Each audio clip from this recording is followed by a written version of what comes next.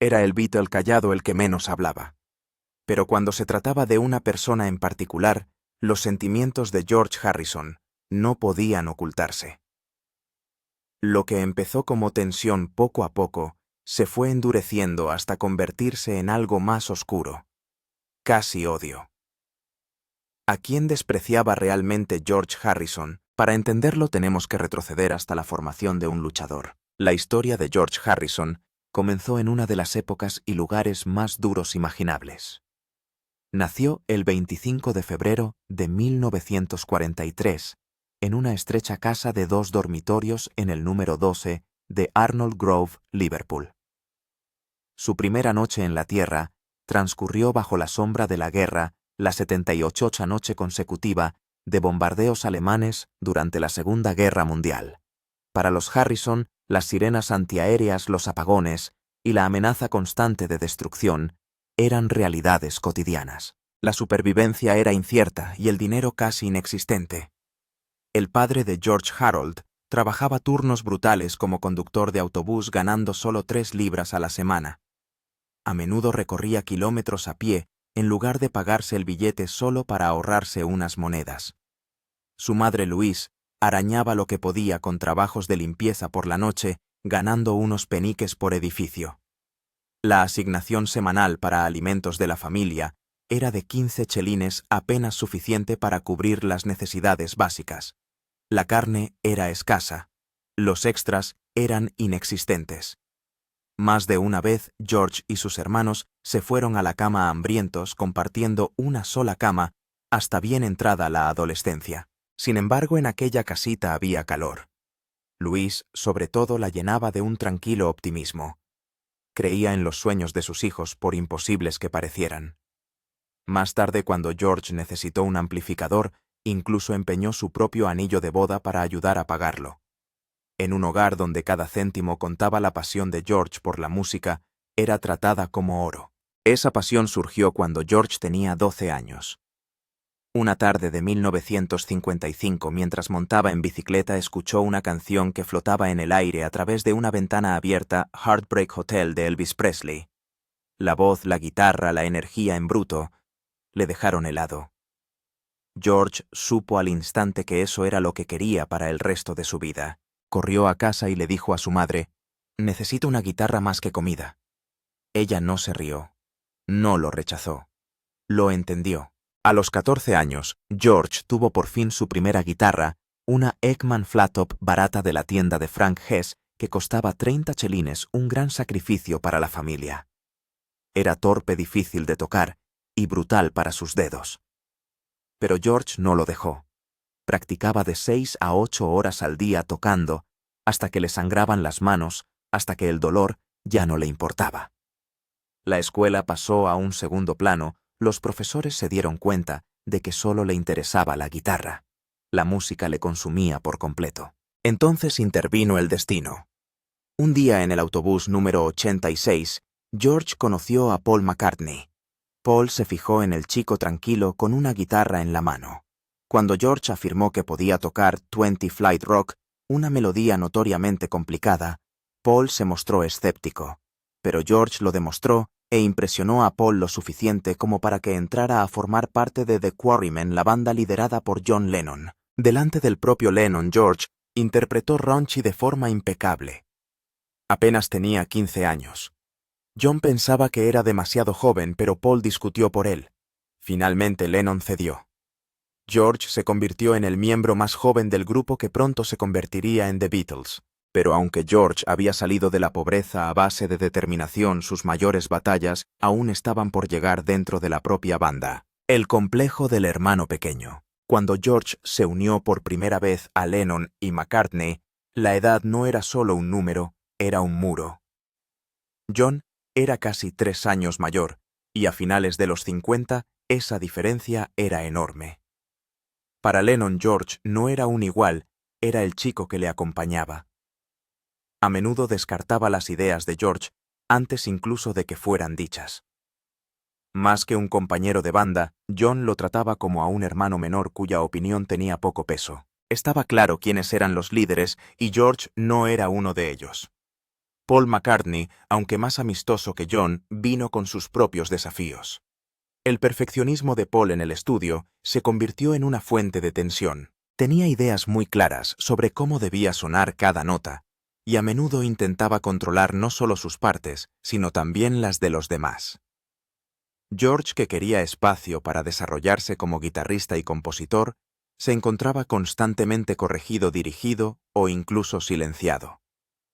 Lo que podría haber sido una guía útil al principio, pronto se convirtió en asfixiante. El dominio de Paul dejaba poco espacio a la creatividad de George. A medida que aumentaba el éxito de los Beatles, este desequilibrio se acentuaba. George tenía sus propias canciones, pero la pareja de compositores, Lennon-McCartney, controlaba la dirección de la banda. Desde el principio, John y Paul habían acordado de forma tácita pero entendida que ellos serían los principales compositores. George podía contribuir, pero solo en pequeñas cantidades. Durante la mayor parte de la carrera de los Beatles, se limitó a 1 o 2 canciones por álbum. No importaba cuántas ideas aportara. Esto no se debía a que le faltara material. De hecho, a mediados de los 60 tenía una creciente pila de canciones, muchas de las cuales eran tan fuertes o más que las escritas por John y Paul. El problema era simplemente que su voz no se valoraba de la misma manera. El primer intento de George de componer canciones se produjo en 1963, cuando estaba postrado en cama por una enfermedad durante una parada de la gira en Bournemouth. Por aburrimiento decidió ver si podía escribir algo propio. El resultado fue Don't Bother Me, que entró en el álbum con los Beatles. Aunque no fue un clásico, demostró que George tenía la capacidad de escribir canciones que encajaran con la banda. Aún así, su progreso como compositor se vio frenado por los constantes rechazos y la sensación de que sus contribuciones no eran tomadas en serio. Cada vez que intentaba seguir adelante, le recordaban que Lennon y McCartney eran los que mandaban. Fuera del estudio, los medios de comunicación aumentaban la frustración. Cada Beatle recibió una simple etiqueta para que el público se aferrara a ella. John era el listo, Paul el guapo, Ringo el afortunado, y George se convirtió en el callado. No era solo un apodo, era una jaula. Los periodistas y los fans le veían reservado, tímido e incluso retraído, ignorando su humor, sus opiniones y su creciente habilidad como escritor. Para el mundo, George Harrison era una figura de segundo plano, no la fuerza creativa en la que se estaba convirtiendo. Ser tratado como el hermano menor dentro de la banda y borrado por los medios fuera de ella dejó a George cargando años de resentimiento. Y pronto esa ira se desbordaría. En 1960, cuando George Harrison solo tenía 17 años, los Beatles fueron enviados a Hamburgo, Alemania. En aquella época no eran famosos y el viaje no era glamuroso. Era duro, ruidoso y exigente. Tocaban en clubes pequeños donde los dueños querían energía, ruido y diversión sin parar. Cada noche los Beatles se veían obligados a tocar hasta 8 horas seguidas con breves descansos. Las actuaciones se alargaban hasta la madrugada y el grupo tenía que alargar las canciones, improvisar nuevas partes y mantener el interés del público por muy agotado que estuviera. Para George, que aún era un adolescente, fue un curso acelerado de resistencia. Las condiciones de vida en Hamburgo hacían el trabajo aún más duro. Los Beatles dormían en espacios estrechos y sucios, a menudo en la parte trasera de los clubes donde tocaban. Sus camas estaban rodeadas de ruido, humo y suciedad. La intimidad no existía y la comodidad estaba fuera de toda duda. El barrio de Reeperbahn donde trabajaban estaba lleno de delincuencia, alcohol y violencia. Los porteros de discoteca eran hombres duros, algunos con pasados peligrosos, y las peleas podían estallar sin previo aviso.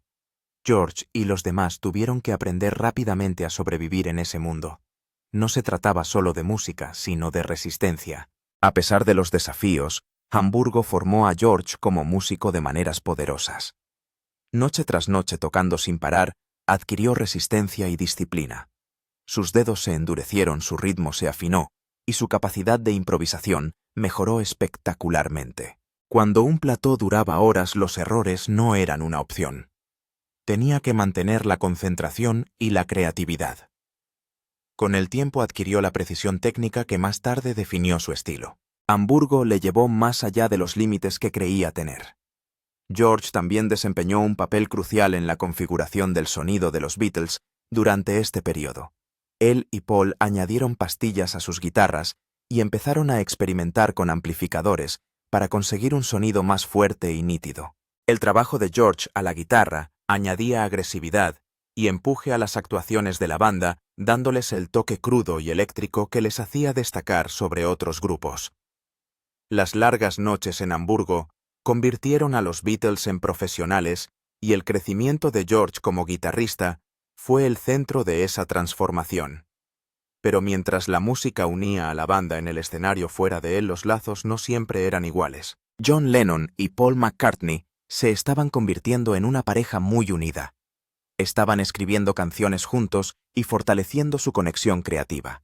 George los admiraba, pero no formaba parte de su círculo íntimo. Era más joven y menos experimentado a sus ojos, y a menudo se le dejaba al margen de sus decisiones. A pesar de que su trabajo como guitarrista animaba sus actuaciones y les daba su sonido distintivo, seguía sintiéndose como el extraño del grupo. Grietas en los Fab Four.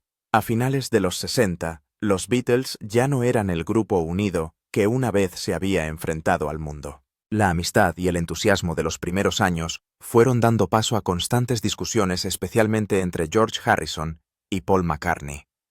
Sus estilos de trabajo chocaban, y George se sentía a menudo humillado en el estudio. Uno de los ejemplos más famosos se produjo durante los ensayos de lo que se convirtió en la película Let It Be. Las cámaras grabaron a Paul criticando repetidamente las partes de guitarra de George. Paul le decía cómo y cuándo tocar, corrigiéndole delante de todos. George mantuvo la calma al principio, pero la tensión era evidente. Quería libertad para expresarse como guitarrista, pero Paul estaba decidido a controlar el sonido exactamente como él lo imaginaba. La frustración fue en aumento.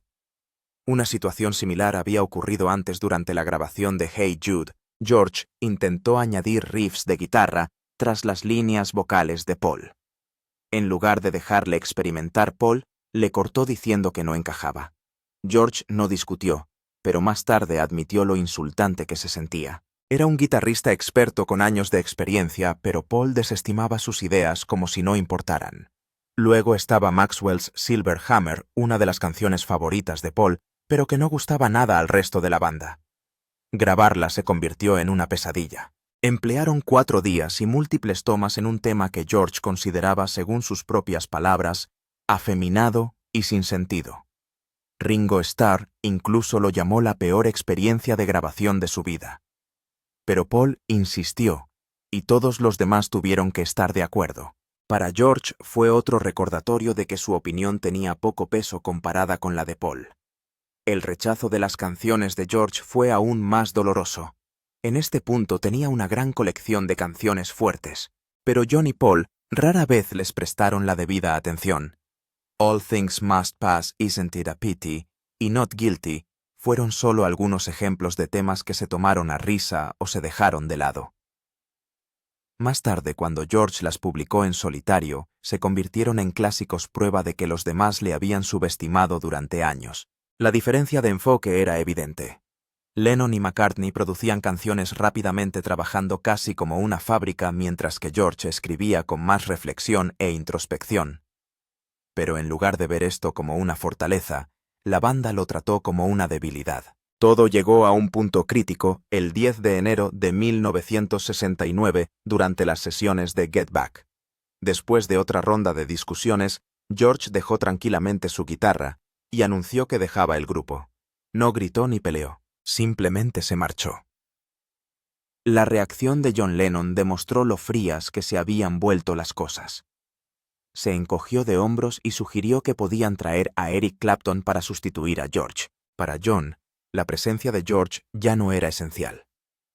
George regresó, pero solo bajo estrictas condiciones. Exigió que los ensayos se trasladaran de los estudios Twickenham a los más cómodos estudios Apple. Se negó a participar en el concierto televisado en directo que quería Paul e insistió en tener más oportunidades de aportar sus propias canciones. El hecho de que tuviera que regatear solo para ser respetado lo decía todo sobre lo mal que habían ido las cosas. La paciencia de George se estaba agotando, y pronto su tranquila ira se convertiría en algo imposible de ignorar. El genio silencioso habla por fin. Durante años, George Harrison había pasado a un segundo plano mientras John Lennon y Paul McCartney dominaban los álbumes de los Beatles. Pero en 1966 algo cambió. En Revolver George, por fin se hizo un hueco para demostrar de lo que era capaz como compositor. El álbum se abría con Taxman, un mordaz tema político que se quejaba de los elevados impuestos británicos. Empezar el álbum con una canción de George era una declaración en sí misma. Ya no era solo la banda de Lennon y McCartney. Aún más sorprendente, George tenía 3 canciones en el disco: Taxman Love You Too y I Want to Tell You. Era una rareza para él, y demostraba que cada vez tenía más confianza en sí mismo y estaba más decidido a hacerse oír. Pero este progreso no duró mucho. Al año siguiente, la banda empezó a trabajar en Sgt. Pepper's Lonely Hearts Club Band, un álbum que se convirtió en uno de los discos más famosos de la historia de la música. Para George, sin embargo, la experiencia fue frustrante y aislante. Ofreció una nueva canción titulada Only a Northern Song, en la que criticaba la forma injusta en que se gestionaban los derechos de publicación y el dinero en la banda. John y Paul la rechazaron desestimando sus preocupaciones y negándole un lugar adecuado en el disco. En cambio, George solo contribuyó con una canción al Sgt. Pepper The Haunting Within You Without You. Se inspiró en su creciente interés por la música y la espiritualidad indias.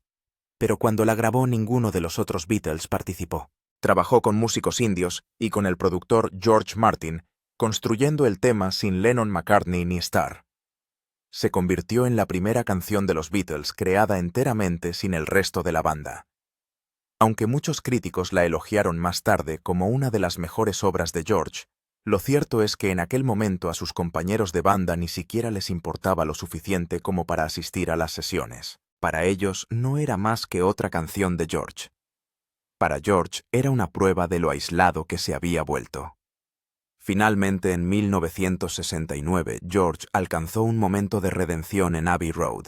Por primera vez en la carrera de los Beatles, una de sus canciones fue tratada en pie de igualdad con la obra de Lennon y McCartney. Esa canción era Something. Lanzada como single de doble cara, A junto a Come Together de John se convirtió en uno de los mayores éxitos de los Beatles.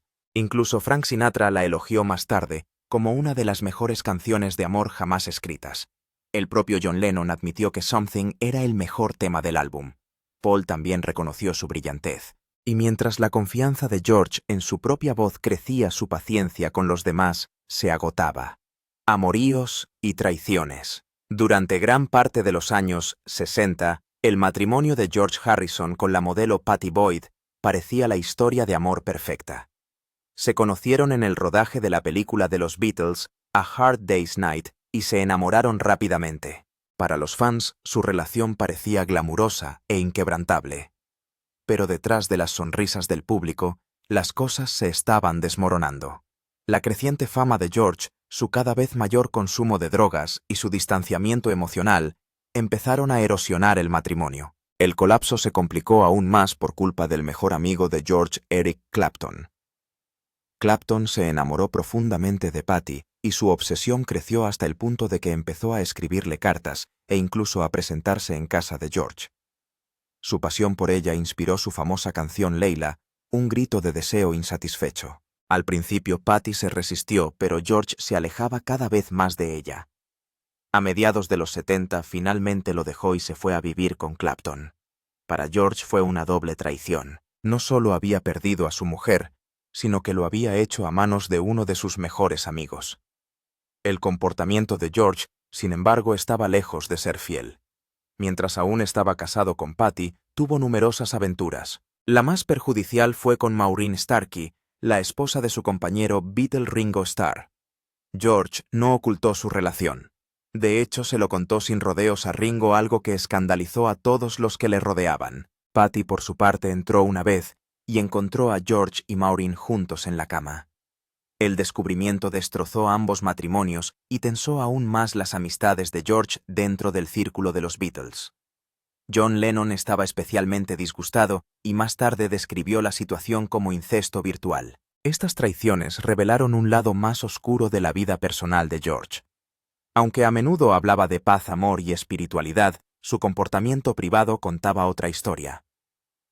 A principios de la década de 1970, George consumía grandes cantidades de drogas, sobre todo cocaína. Fumaba mucho, bebía, y se entregaba a un estilo de vida que chocaba con la imagen espiritual que había construido cuidadosamente en torno a su devoción por la filosofía y la meditación indias. Y pronto George saltaría a la fama a su manera con un álbum que demostró que siempre se le había subestimado. Contradicciones de una estrella de rock espiritual.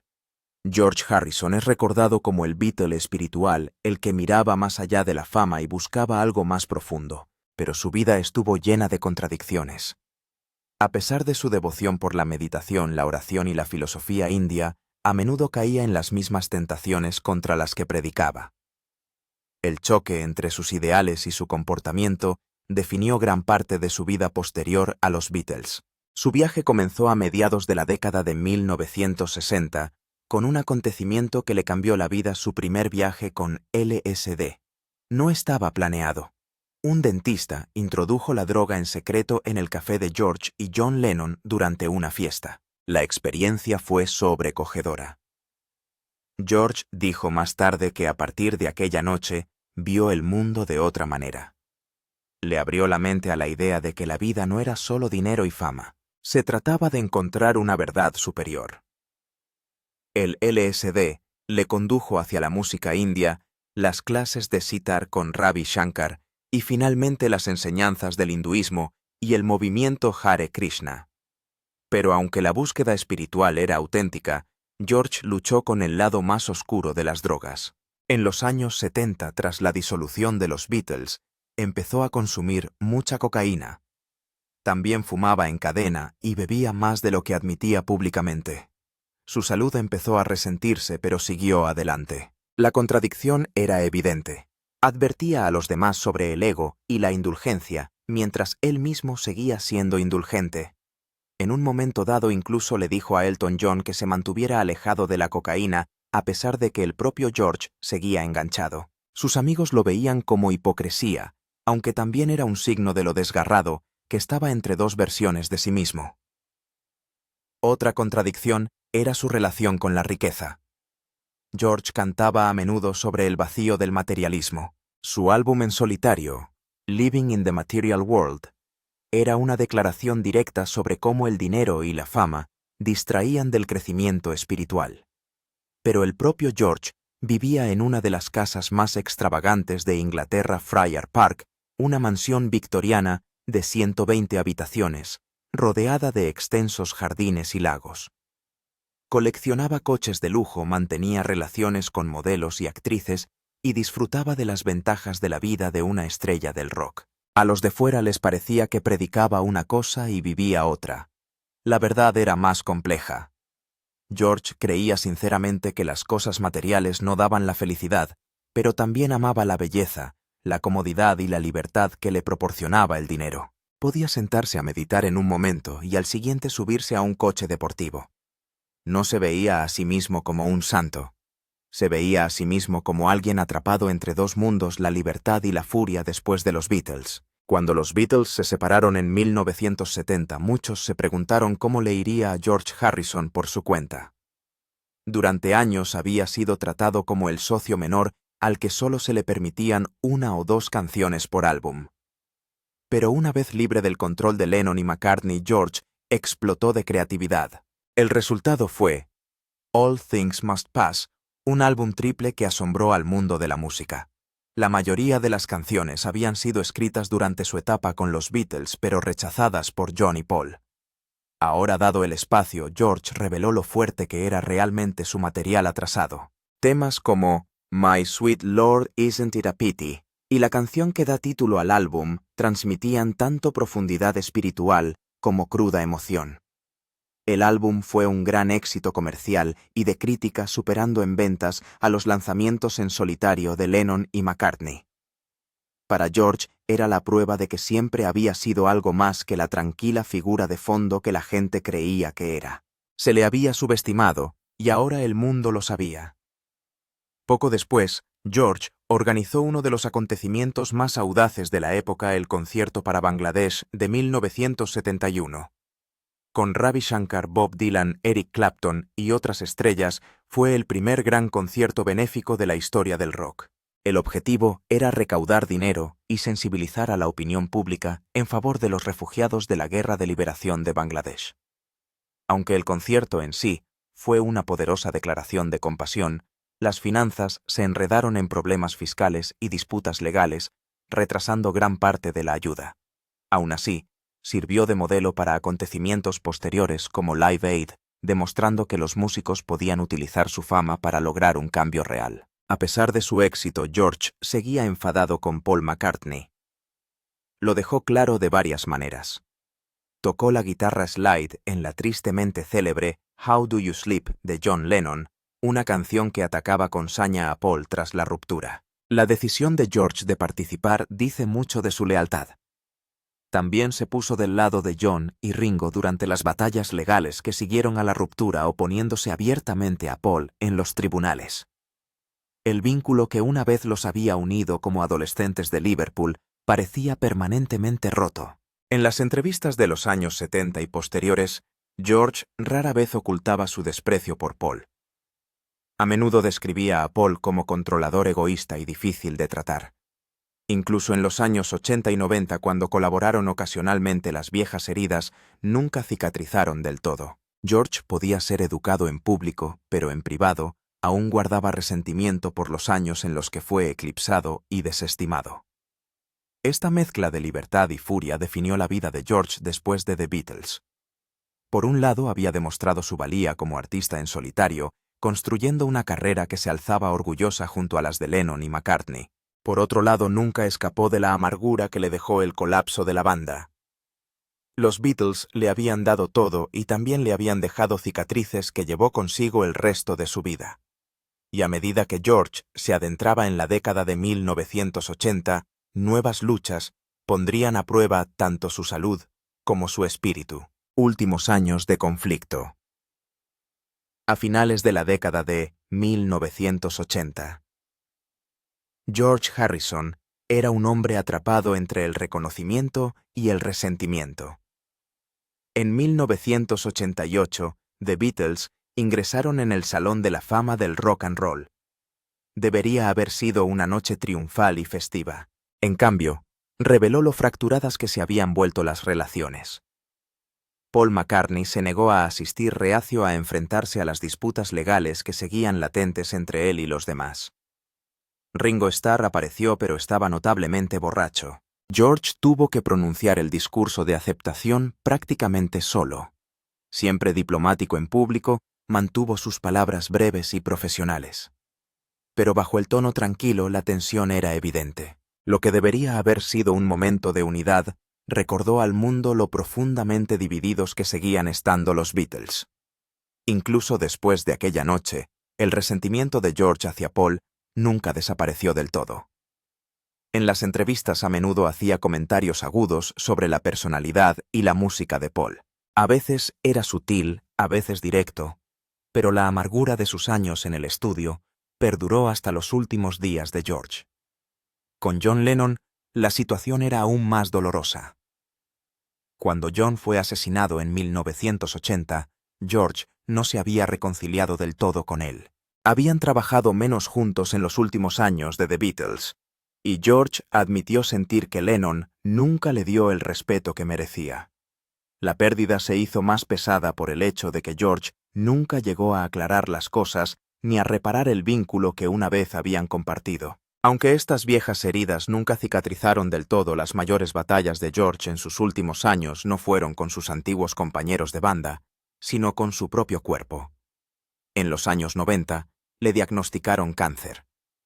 Se sometió a tratamiento, pero sus años de consumo excesivo de tabaco le habían pasado factura. Justo cuando luchaba por su salud, la tragedia volvió a golpearle. En diciembre de 1999, un intruso irrumpió en su casa de Friar Park y le asestó varias puñaladas. La esposa de George, Olivia, luchó contra el agresor y probablemente le salvó la vida pero la agresión le dejó secuelas físicas y emocionales. Para un hombre que llevaba mucho tiempo buscando la paz, la violencia había invadido literalmente su santuario. A medida que su salud empeoraba a principios de la década de 2000, George se inclinaba cada vez más por sus prácticas espirituales. Rodeado de familiares, amigos y miembros del movimiento Hare Krishna, pasó sus últimos días meditando y cantando. Fiel a su búsqueda de toda la vida, sus últimas palabras grabadas fueron: «Todo lo demás puede esperar, pero la búsqueda de Dios no puede esperar». Fue un mensaje final apropiado para un hombre que había pasado su vida dividido entre dos mundos. El estilo de vida de una estrella del rock lleno de riqueza, conflictos e indulgencia, y el viaje interior hacia la paz y Dios. George Harrison murió el 29 de noviembre de 2001 a los 58. Su vida fue una historia de brillantez y contradicción, de heridas profundas y anhelo espiritual. Dejó tras de sí una música que sigue inspirando, pero también un recordatorio de cómo incluso las almas más dotadas arrastran luchas hasta el final. Si te ha gustado este vídeo, no dejes de darle a me gusta y suscribirte para ver más historia de la música.